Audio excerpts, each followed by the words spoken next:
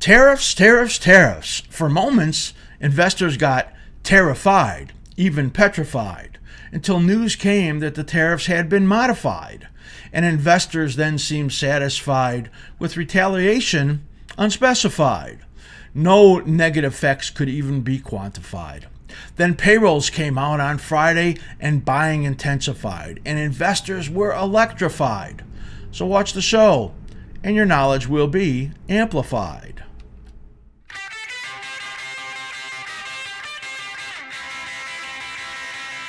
Well, I'm going to the city and I'm gonna do a steady show. And I know all my fans wanna learn how to make some dough. I've been cruising up and down for trades each and every night. And with my iPhone reclining, I know we're gonna get it just right. I'll get inside your mind, we'll have a real good time. We're gonna trade today, we gotta trade today. Go askSlim. Hi, I'm Steve Miller. Call me Slim. And this is the askSlim Market Week. It's a look back at what happened in the financial markets in the past week, and a look forward to what might happen in the next week. Hopefully, lots of great ideas and opportunities for you throughout the show. Well, the stock market had a choppy week, but with all of those movements up and down, it still had very solid gains.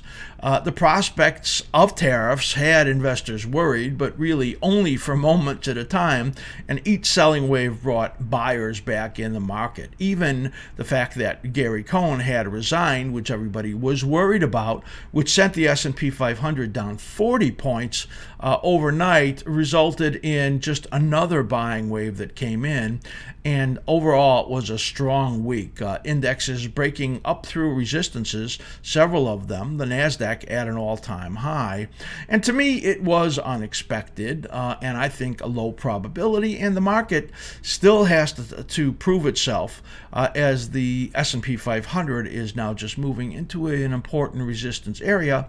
I'll show you that as we get into the short-term view. And our longer-term perspective still remains that the stock market correction, which we saw happen just a couple of months ago, is still in play, and that we're likely to get another leg to the downside into the late spring, sometime around June, as we expect that correction period to end. So our longer-term perspective still believes, and our analysis still shows, that we're likely to get another move to the downside. Take a look at the 60-minute chart of the S&P 500, with the gray area being the area overnight and the white area being the area regular pit traded time, as they call it. And you can see what happened on Sunday night. The Italian election came out. It was anti-populist. It got the people in Europe nervous, and we had a decline there overnight. But then what happened here on Monday during the trading session is that President Trump gave an out on the tariffs, basically based on NAFTA talks bringing a fair deal. Well, that couldn't happen. They were so far apart, and Speaker Ryan presses Trump to back off of the tariffs. Well, we know none of that worked, but the market had a big rally here, as you could see, on Monday. Tariff talk eases here, and North Korea and South Korea talk about getting together in April, and later on during the week there's a talk that the president is actually going to meet with North Korea in May. That's a wild thing. So we had here on Tuesday the market making some modest gains, not a whole lot going on there on Tuesday, and even a little late sell-off during the day. And here's what happens here on Tuesday night, is that the news comes out that Cohn resigns. We have this 40-point decline in the S&P 500, but it then shakes it off and moves back up all night long and ends up regaining all of those overnight. Then the news comes out actually here in the second hour on Wednesday that President Trump would sign the tariffs this week, and you could see we got a hit in there, but then it comes back again. The buyers just love it here. And then over here we started to get the sense that there were going to be exemptions on the tariffs, and then the market like that. We got another rally here on Thursday, and on Thursday also the news came out of the ECB And Draghi removed that easing bias from his statement, and that those positive comments about the Eurozone economy sent the stocks index up. We had European stocks stronger. And then we got the word here on Thursday that Canada and Mexico were exempted indefinitely from the Trump tariffs. And then here's the big news on Friday. Payrolls come out up 313,000 plus, a lot of upgrades for the last couple of months. There was a big jump in the labor force, which kept the unemployment rate from dropping. It was 4.1% again, and wage inflation slowed, and that's what they really loved, that we could have that big increase in jobs and no wage inflation. So the buying came in instantly, and the S&Ps, as we move now only into about 90 minutes into the trading session, got up as much as 40 points, the Dow over 400 points to the plus side. So you can see this was a week where they chopped and chopped and chopped and eventually exploded to the upside in quite a powerful move here on Friday. The stock market for the week has the S&P 500, the NASDAQ, the Dow all up close to 3% or more, and the Russell being the big gainer up some 4%, pretty strong in there. Bonds, very, very tight range. It's interesting, I'll show you that at the end of the show when we look at the bond market on the short-term view. We had called for a tight range, and I'll explain to you how that came out. Bonds about unchanged on the week. Dollar dips and then rallies for a small gain. Cast off a pretty good midweek swoon. Gold and silver, they rally early in the week and then turn down. That's opposite of the dollar movement. And then silver ends up only with an 8-cent gain on the week, and gold about unchanged on the week. And oil fights off a midweek drop to get a big gain of over $1.70 on Friday. That only gives it a 40-cent gain on the week, and we think that oil's got problems in here, and I'll explain that to you also towards the end of the show. That's it for the opening segment, and I'm going to be right back with the best and worst stocks for the week.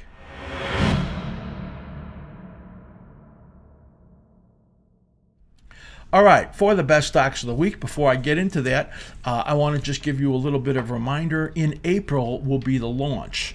We're looking around mid-April of our cycle workshop, cycle analysis workshop. This has been me studying cycle analysis for some 40 years, and then the last 2 years writing this workshop, and then in the last 6 months producing it. It's going to start out with 20 videos. This is a lot of viewing and a lot of my expertise that you see here. If you want to learn cycle analysis right from me, as I have in all of these decades, then what I want you to do is I want you to go to the front of our website, go to the front page and scroll to the bottom, and when you see Cycle Workshop on the puzzle piece, click on that. You can just put in your information there, and you're going to be put on a list. And then what we're going to do is have a pre-launch price with a very large discount that you will be able to take this workshop at a lesser price. And this is more information than you would ever get from anybody learning about not only cycle analysis but technical analysis, and put you leaps and bounds above the regular chartists out there that just kind of do normal stuff. So if you like our type of charting that you see here, and I'm going to show you a bunch of it right now, then you can also send me a request to slim@askSlim.com for our level 4 1-month special. And I'll send you that for half price. You can not only get all 80 charts, 80 symbols with weekly and daily cycle analysis on it, and notations and projections, but you'll also get our rankings and setups and all 250 plus of our videos for just 1 month for $64.50. The charts are for our preferred broker, TD Ameritrade, Thinkorswim platform. So you need that to have our charts up on your platform. We take the 80 best symbols. You don't need to trade any more than that as far as your normal trading goes. That's 24 futures and ETFs, and 56 of the best traded stocks, 4 of the widely held, and for option traders. You'll love this information, especially our rankings and setups table that you'll be able to see that, kind of culls all of our information into one page. Really fantastic. So sign up for that special price on the workshop and send me a request for a link to our level 4 special service. And don't forget, follow us on Twitter at askSlim and become a subscriber on our YouTube channel. And if you like this, don't forget to give me a thumbs up. All right, now we're going to get into the best stocks of the week. And the first stock that we're going to look at, and the leaders this week were really in the techs, basically. There were a lot of big gainers in there. And the first one that we're going to look at is Autodesk. That's ADSK. This is a stock in the software category, and you could see the other stocks that are in the group right here. And this is a look at what our weekly cycle analysis looks like, and the notations that you see on there and the projections. So what did we have here in Autodesk? We were in a rising phase right over here. This was a fooler. Sometimes you get a little tail that gives you a false breakdown, and I admit that I did not catch that right over there on that breakdown. But then when it moves above this level right over here, it tells us that it has been restored in this rising zone. You can see the rising phases right in here and the corrective phases, and how these cycles give you a sense for the timing on that. And of course, you always get good candlestick information. Here's your evening star right over here. Here's a big engulfing pattern right there. So we often put the notations on there on the candlestick patterns also. So here's the big move in here. 21% here is earnings beat, but their guidance was weaker. This was kind of a little strange, as the market could have taken it as bad news. Look at these at the valuations in here. This is expected to lose 18 cents this year, and 2019 profits are around $1.20. This is a $140 stock. This is some craziness as far as valuation goes. You could see our projection now is that it's going to go into the corrective period pretty soon and into these support zones over here, which would take it under $128 sometime between now and late April, is based on that timing. And you could see in here that, well, this is the corrective period here. It didn't bring a lot. It was so positive. This corrective period brought a big break, and we think that something similar could happen right over here. So 21% gain on the week. I think that's a little nutty on these earnings and on this valuation. CREE is the next one we're going to look at, CREE. This one gets up here and hits the first of the fib extensions that comes off of this last cycle. You could see the cyclic rhythms in here. These are the cycle brackets, and what they are is giving us the average length of time between significant lows. This one, you could see that hammer bottom and the early bottom. Early bottoms are positive, and once it breaks out above this level, you have a cycle breakout, and it really exploded. This is a positively configured right-hand translation, and it says the odds are very high that this rising phase are going to get above this level, and you could see that it does that. Another stock that is outrageously priced, as 2019 estimates for CREE are at 51 cents. This puts it at a PE of some 88. And this is the problem. We've got the NASDAQ way up here, and it's so bubbly based on some of these valuations that you have to really be concerned. This stock gets upgrades this week, and they buy Infiniron, which has I think that's actually Infiniron is the company they bought. So I think that that's got the buyers hyped in there a little bit, but I think it's craziness as far as the valuation goes. There's better stocks with better valuations, certainly in this category. Take a look at Sienna. Look at that move as it explodes to the upside there, gaining some 15% on the week. This is a great pattern. Now, you can see that I have it projected to come down and to pull back during the corrective period. Look at corrective periods in here. Now, first of all, you'll notice there are two cycles in here. This is called the cyclic harmonic family, and it's made up of a dominant cycle and a minor cycle. And the minor cycles are pretty clear. You can see that this big cycle here was made up of this minor cycle right in here and this one here. This one not quite as readable, but you could see that right over there. And then this one right in here, kind of tough to spot. That's the way it looks right there. And then this one right in here, and the second rally right there. So we're in this rally phase right over here. What I want you to note is that every one of these cycles, once the second rally phase ended, right here, here, and there, that would be this rally ending, you got a big decline. That's this rally ending and a big decline. That's this rally ending and then a big decline. So we're in this rally right now, and the corrective process is likely to take over.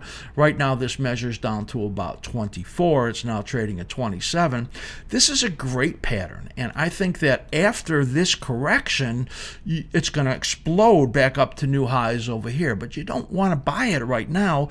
You want to buy it after it pulls back and comes into the favorable zone right over here. This is no place to chase this stock. Much better forward PE at about 15 or 16 right now than the first two we looked at, and I would much rather buy this stock. Talk about cheap stocks. Micron, the earnings can't keep up with this upside move. This stock is on our list of best for 2018. The PE in here now is only 7. We keep getting these upside earnings revisions. 18 is expected to be $10, and 19 is expected to dip because the extraordinarily strong DRAM prices that we're seeing are not likely to hold up into 2019. But all these upward revisions, we're only at a 7 PE right now. We're up into this fib extension zone. The target zone would be above the 78.6. We should see this stock over 57 and then have some correction in here, but overall cheap stock. You could see the cycle patterns in there have been massively bullish. This is called a positive configuration, positive configuration, positive configuration, and then upward explosion in that first upside move right over there. So very powerful stock here in Micron, and it's still cheap, so that's why they keep buying it. Next one we're going to look at in this category is Seagate, STX. And you can see in here, this one moving up again into the fib extension zone.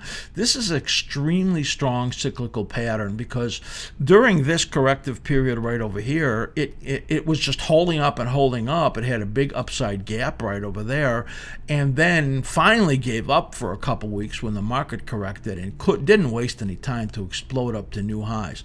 Very strong pattern, and here again, it might stall in this fib extension zone. But, you know, if I'm right about the market correcting into May or June, then this corrective period right over here should give you extremely good investment area in Seagate. Western Digital in the same family. Seagate up 13%, Western Digital up 13%. I want you to wait for in Western Digital for a better time to buy it also. So you can see the tech stocks have been the monster movers this week and really driving the market up. Stock market so strong right now, and the NASDAQ having a huge gain here also on Friday. Let's take a look at Square. Now, Square is a stock that I have not liked, and especially have not liked it since the reason that investors like it is because of the prospects for their being involved in cryptocurrencies. And it's my opinion that the cryptocurrencies began a washout in the last few months and now are having a minor rebound. And also PayPal seems to be backing down on their commitment to the cryptocurrencies, and at least there's a little talk of that. And that might be giving some hope to the Square investors that they might have some exclusive on that, and that has the square moving up pretty significantly. This stock now up strongly for the year, and this is on my riskiest list for 2018 so far. Wrong on that one, as I've been very right on Micron. So it's a long time till the end of the year. We'll see how that goes. And here we are moving up towards that 78.6% fib extension. Again, we're looking for a correction comes down into late April and here into this intermediate support zone.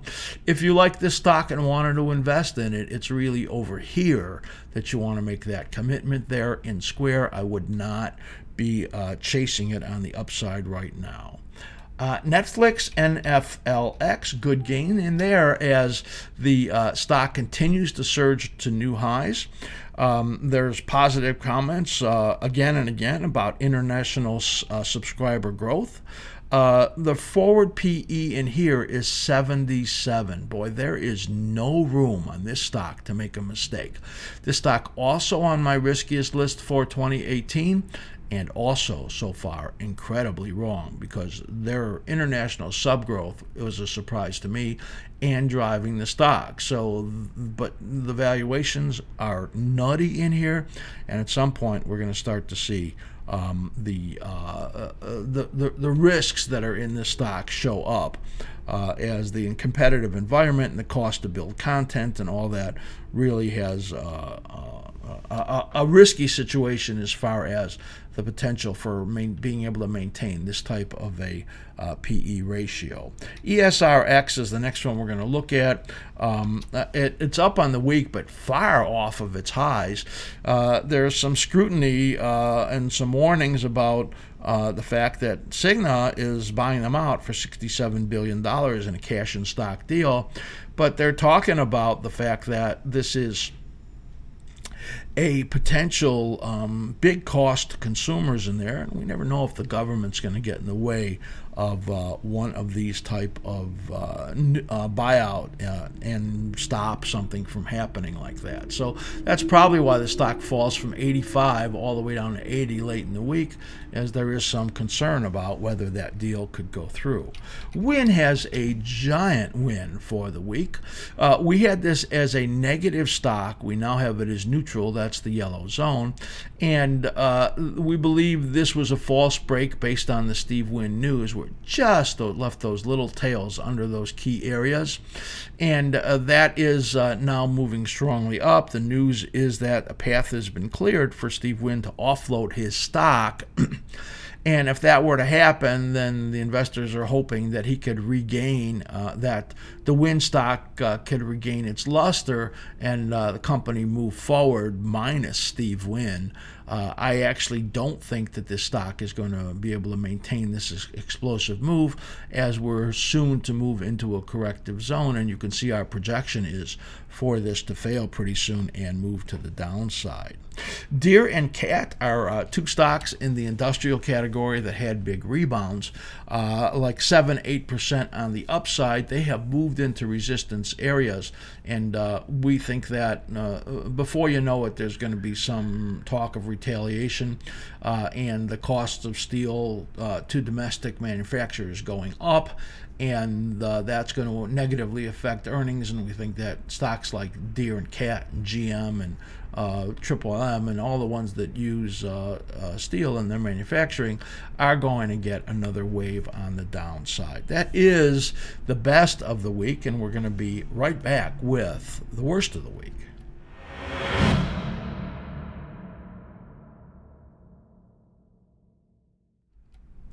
All right, for the worst of the week showed up in the retail category. Those were the stocks that took it on the downside, and the dollar stores are the ones that led that to the downside. Dollar Tree had a big decline, and you could see a great example of cyclicality. When you look at this, you could see again the cycle brackets that are on the bottom. And remember, those cycle brackets are simply a drawing tool. We put those in there. We use those as a guide to find the rhythms in the market.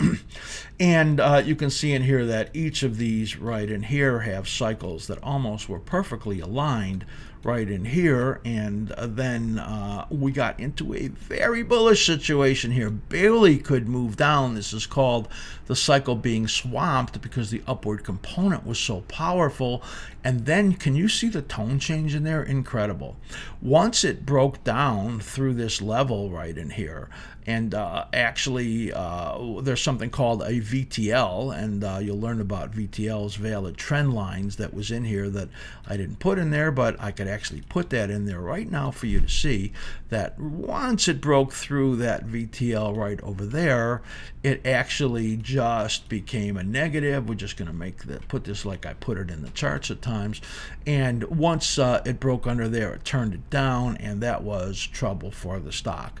Our projection in here is getting down to about 85 bucks, or maybe even lower to $76 sometime in the next several weeks. We think that this is just beginning to move on the downside. Momentum in here turning negative on the intermediate term, certainly on the short term, and this is the Hull moving average right over here, which is our intermediate term momentum indicator, and you could see it turning down right there. Look what happened when it turned up right over here, the Hull moving average. That indicated, I'm sorry, here's the Hull moving average turning down right over there. This indicated that it was turning positive and momentum was strong. This indicated over here that it was turning negative and momentum weak, and you could see that the momentum is still accelerating to the downside in there. So a bad stock in there when you look at Dollar Tree. When you look at Dollar General, which moved in sympathy, you could see the same thing. Now, the 34-week moving average has tended to come into play in this stock. It tends to get through it by a bit. So therefore, we're projecting to get down to about $81 in here also sometime in April. And there's a lot of support there, 61.8% on the intermediate fib. And also, you could see this area, this green zone coming across. That was the breakout level from there. And we would not expect it to be able to get under there. So 81 is our downside target, $6 more in Dollar General on the downside right in there. Target, TGT, speaking of targets, moves also to the downside. This is not a good pattern when you look at this. The reason for that is because it got into its rally phase. So here you could see the cycles right in here. As we have them drawn, that's right here and right in here, right there, right? And then another rally, and then a decline, and then a rally that fails right over here. So that's not good. If it gets below this level right over here, that's going to be a cycle breakdown. So under 88.25 is not good, and it's getting close. So this is a bad pattern in there. Dollar Tree started with weaker earnings and weaker same-store sales. Dollar General followed in there, and then Target missed on its earnings and talked about costs going up, and then Kohl's loses about 6%. But Kohl's pattern is a little bit better, KSS, and that one I would be looking to buy pretty soon. It's one of the better patterns of the department stores. Cigna is the next one we're going to look at. We just talked about Express Scripts in the best of the week moving up as Cigna is buying them out for $67 billion. Look what happened to Cigna. Here's another VTL that we had in there, and the VTL break, and that was really an important signal right in there. And you could see it move sharply to the downside. Again, you could see something pretty similar in Cigna, where you look at momentum on the intermediate term. The whole moving average really turns up over here at the stock at 130. It reaccelerates over here with the stock at 157, and it moves all the way up here with the stock getting up to 227. It then turns negative, and look what happens, this downside momentum. We have two cycles measured off in here. They both bottom in a nested way over here, and we were looking for 170. We actually got very close to there. There's a potential in the next few weeks to get down to 156 in Cigna. And overall, this group is not in great shape in the HMOs, so we would not surprised by that pressure. And then once we get this bottom in here that we expect, you can see we project a rally, but a deficient rally, and then a severe decline beginning after that into the springtime after some pretty modest rebound. So this is down 9% on the week after news coming out that they are going to buy what are they buying? Express Scripts. Sometimes my brain just doesn't hold on to it all. Talk about a lot of things, don't I? Look at U.S. steel. Now, this was the week of the steel imports, right? Steel tariffs on imports. And look at these three high waves in here, these long tails. That's showing you that it had reached the fib extension target zone right up in there between the 78.6 and the 100. That's a pretty good target zone normally. And now it's, no matter what this tariff news is, it's coming out, this stock is looking like it's rejecting that level. We wouldn't be surprised to see it give a pretty good move to the downside. I think the tariffs are all priced in here, and it looks very toppy. Take a look at the daily pattern in here. The reason I want to show you that is, well, you could see our daily cyclical patterns. Scary how beautiful that these are.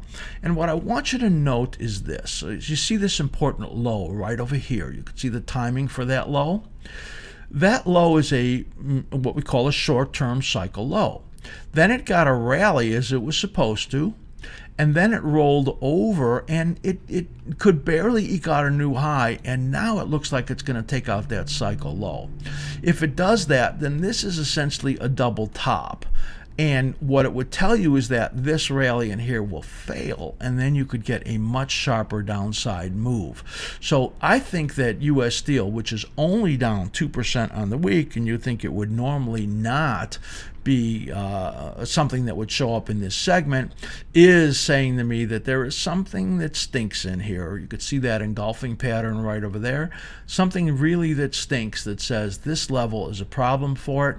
And I would expect that. Now, I want you to note that this is the positive momentum signal right over here. So we're in positive momentum based on the slim ribbon. If you don't have slim ribbon on your charts, you're really missing something. And you can download that for the TOS platform right from our website. Look at over here where it turned positive and then started to widen. So we need to look for the upside green arrow in here, which is hiding right in over here. Here's where it turns to the plus side. And then the slim ribbon turns up, and this is the whole period of positive momentum right in there, and it gains from about 28 all the way up to $42 in there. And so what we need to see to prove this top that I think is forming in here is for this upward momentum to fail in there. And the first sign would be getting underneath the 42.25 area. The next sign would be losing its momentum on the slim ribbon. And of course, U.S. Steel is in our charts that you would get if you become a subscriber to level 4. So this is one of the stocks that's in our focus list.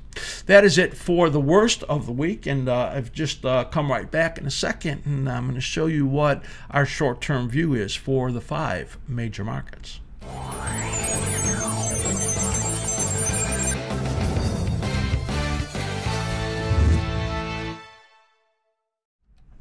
All right, short-term view for the week. Always like to take an accountability. How did I do based on how the cyclical patterns were projecting and how the momentum indicators were telling us? And this was, if you only watch my stock market predictions and analysis, you'd think it was stinky this week, because that's the only one I missed. The other 4 markets I look at were almost spot on. Amazing. So we get 80% right for the week, having really badly missed on the stock market. The stock market, we thought the S&P 500 would decline into midweek and then rally. But the pattern shortened on us, and the strength came in much better than what we had expected. We thought S&Ps would get down to 2630 and then rebound. And what happened was that just in that Monday weakness, they got down to 2647 and then never looked back. So we don't get any credit for that. That didn't work out well at all. But I'm going to show you the markets that did work out well. The first thing we're going to look at is the light crude market /CL. And I'm going to show you our short-term patterns. We're going to focus in on our patterns, projections, and momentum. That's the key, and that's always a good guide for being able to project the market, being able to look for the best locations and the best bias that you can have to increase your batting average as a trader. Here is light crude, the first one, and what we had talked about was that it would have a small rally that would get up somewhere between 63 and 64 and then would turn down. Well, that is exactly what it did. Where did we get that? Well, we got it from the minor cycle.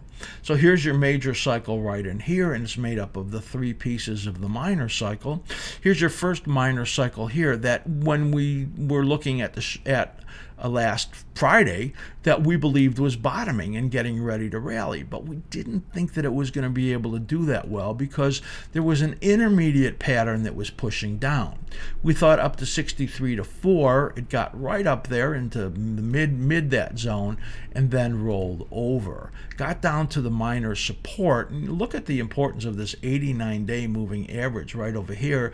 It touches it there, it touches it over here, and then rebounds, and this strength coming as investors or traders are thinking that the payroll number means an acceleration in growth. Well, if that's the case, the bond market should be totally collapsing, and it's not yet. So the bounce that we're having in there, we think, is kind of anomalous, and that we're really looking at a trend that is pointing down again. And if you understand the short-term cyclic patterns and what this formation means right in here, those of you that have the experience or that will learn in our workshop, this is a left-hand translation. In other words, the peak is on the left side of this cycle. It leaves all of this time to decline. So that makes the highest probability that we will see this this upside move fail and that we will move down again. We're looking at negative momentum in here. You could see that right there, but the slim ribbon is very narrow, so the momentum is choppy, very choppy. So we're looking for it to come down again and likely break 59.95 and get down even further than that. Now, it could, have a little bit more room in here, and the ultimate breakdown might come late in the week or early part of next week, but this is a risky pattern, and we do not think that it's going to be able to hold up in this rally. It would have to get above this level, 63.27, to have repaired itself and be in better shape. So we always want to look at that, but this is a pattern that looks like it's going to move to the downside in the next week. Next thing we're going to look at is the dollar /DXY. What we said in the dollar was that we thought it would have a small drop and then rally. And that it had, don't want to do that. I want to do this where we come in here.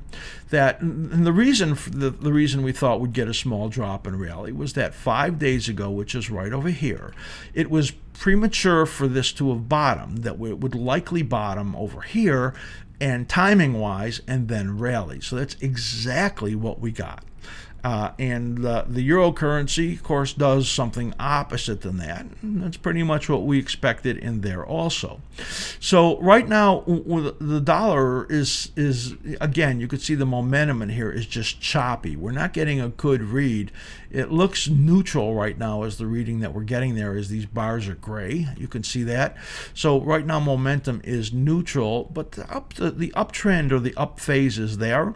So we're looking for 91. You could see this fib extension right over here in the next 1 to 2 weeks. So the bias right now for the dollar is to the upside, and that should be able to get us some important gains. If it got underneath this area right over here at 89.37, that scenario would change. We think that's a low probability based on these patterns, and that is likely to move to the upside.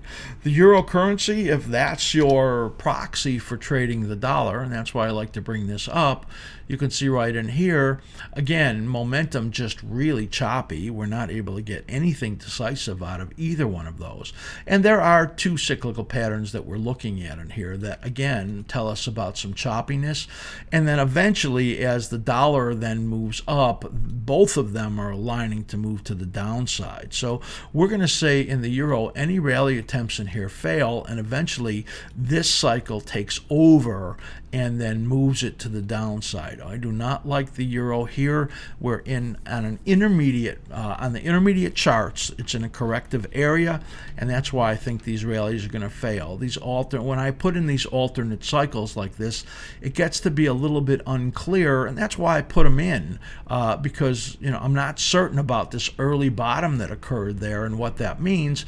We could get a little pop-up in here and fail, or it could just roll over and move to the downside, which is, I would call, the direction I expect, because the dollar looks like it's going to be stronger. So that is a look at the euro currency. The next thing we're going to look at is the gold market right in here. We said that gold would rally, that it would test in the area of 1335 to 1340. That's exactly what happened. You can see the minor resistance there as it got into that area right there and then stalled and then rolled over. Now, we have negative momentum in here. You could see these bars are red. The slim ribbon also is very close together right here.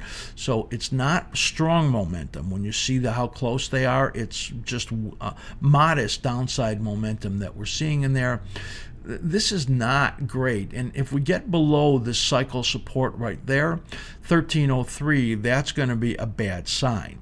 Right now, because we're in these rising phases and we got into this nested low area right over here with silver and GDX and the gold market, and then got this rally over here, we're going to guess that it holds together, and that we're going to actually be in a range. 1343 is the upside of the range over here, and then about 1313 is the downside of the range. So we're going to look for it to get stuck in this range right over here, between the support and resistances for the next week. And if it moves out of that range at all, it's going to be meaningful. Momentum negative, as you can see as we look at it, and it's going to take some upward turn in momentum in order to help it out. This is the look at silver. It's the same problem. And what we thought was that silver was going to rally, that it was going to get up into the zone of 1673 to 93. The high right there was 1690. And so it moved up right to the area we expected it to, and then rolled over. Again, just as in gold, we're looking for a range. This upward pressure in here pushing up, the downward pressure that affected it in here pushing down, and the resistance zone could get it stuck right in this range over here. So if it breaks the range, you'll know it will be meaningful, but I think it's kind of likely to get stuck in there right now. So we're going to look at those ranges. Again, momentum negative still here, and you could see it's wider. See where it turned negative over there, and that the slim ribbon is a little wider than in gold, and so the momentum is a little bit stronger to the downside, but not much. So we're just going to call it stuck right now, and we'll see if how it plays out, and if it can break out to the upside, as I guess would be the higher odds thing. But how could I say that when it looks like the dollar market is going to be firmer? So cyclically, this looks like the upside is the favored direction, but against the dollar, that not so. And with that negative momentum, well, I think it's stuck. That's really why it's stuck. You can hear me going back and forth on it, and there's a lot of things that are pushing upward and downward. And I said that the same thing was happening last week in the bond market. If you remember, I said I expected it to be in a very tight range. Look at this range these last 5 days. It doesn't get tighter than that, as it got stuck between support and resistance. That was exactly what we expected.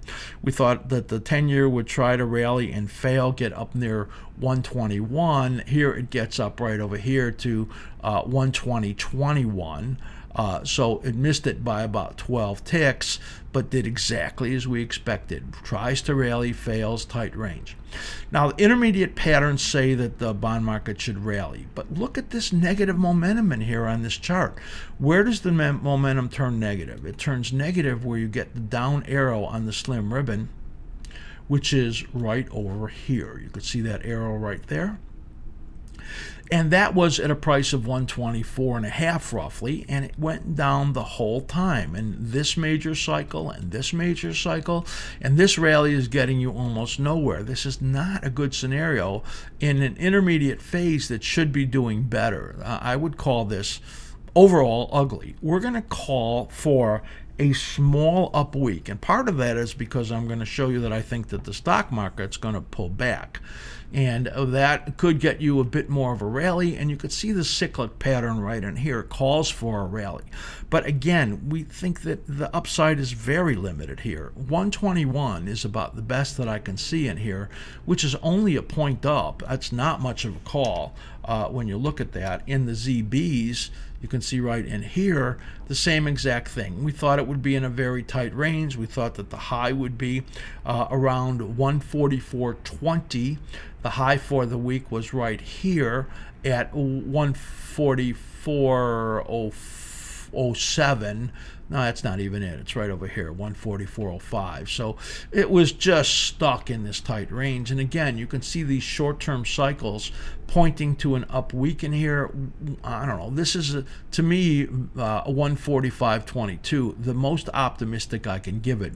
I really think that it's going to move up and it's going to get stuck at 144.20, which is right here, the top of the minor resistance zone. So it looks to me like a small up week, which would be against the momentum, which is clearly negative. And here again, you could see on here, the momentum turns negative way up over here at 151, and then it falls all the way down to 141. So to me, there's nothing more important than really focusing on momentum, and this momentum is negative, and I'm looking for a modest attempt at a rally against a situation of negative momentum. And that's why I think just minor rallies in there. So the stock market got me this week. Not only got me because, I thought it would just, bottom sometime around midweek and then rally. But of course, I traded it short because I thought there was a low probability of a big upside move as we're having right now. Definitely got the stock market wrong on all accounts. Let's take a look at it now, because since I did it last week, there was a shortening of the cyclical patterns by a couple of days. That's not extreme, and it's pretty important to look at it because when you see the really beautiful rhythms that now exist in there, get a pretty good handle on the market that I'm looking at here. So I was having a bit of a hard time explaining what looked like a very strong cycle. Note here, slim ribbon positive this whole way in here, and here's where it turned negative, and here's where that free fall situation came in.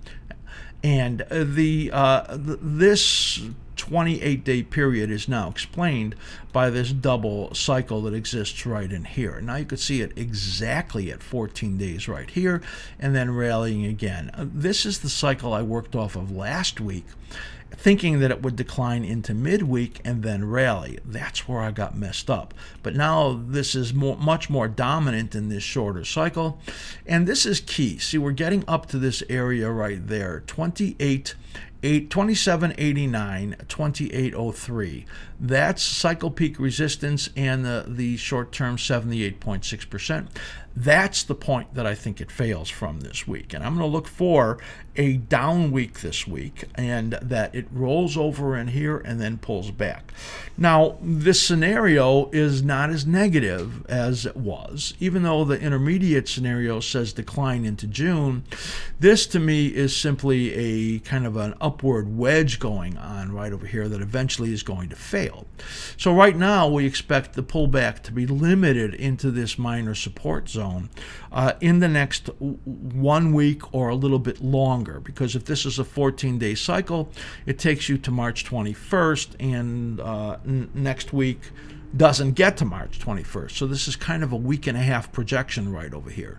We expect the next, let's call it 8 days, 8 trading sessions, for it to roll over and then come down with this downside targeted in here of 2712 or lower into this support zone over the next, we'll call it 7 to 9 trading sessions.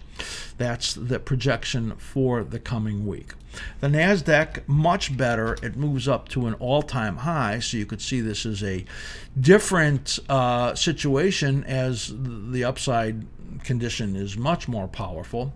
And just for your knowledge, the intermediate momentum in the NASDAQ is positive, where the intermediate momentum on the S&P 500 is negative. So, and that remains that way. And now you can see that we've moved up to another all-time high, and the market is still in the place of an expectation of a correction down into March 21st. So that would say pulling back in here within the next 7 to 9 trading sessions. Our downside target of 69.10 or lower. That's 170 points to the downside in the next 7 to 9 days. So I think that the bias to trade is on the short side after today, and today could be some kind of a capitulation. But as far on the upside, we've seen Friday capitulations turn into Monday sells, and that is possible that something like that is going to happen. So this is a look at what I think is going to be a rolling over coming here in the next week, and then getting down into that support zone, and then having another rally. And we're going to have to see if this pattern shapes up what the correction and the rally looks like. And correction and the rally are, we continually get those type of rhythms. So, it's not ridiculous to look for pullbacks when every single one of these cycles right in here got pullbacks that were similar in what you saw right over there. So it's very normal for that to happen, and the move down to 69.10 would be very, very normal in this case. So we're going to look for the stock market to get tired, give it up, and then a move to the downside over the next 7 to 9 days. That's the short-term view for the coming week. I hope there is value for that for you in there. I hope it was a great show for you, and there was information that you could hang on to and use in your trading. And again, don't forget, we want you to sign up for the special pricing coming, our huge video workshop that's coming. There's going to be a lot of support from me if you do sign up and take that workshop. And I'll continue to do videos and answer your questions, and I'll be there with you the whole time. And then you can also ask for our special half-price link for level 4. Put these charts right on your TOS platform, and just write similar at askSlim.com for that. Follow me on Twitter. Also become a subscriber on YouTube. Give me a thumbs up, and I hope you have a great week. I want you to be so careful, because it is so crazy out there. We're always wishing you great trading. Well,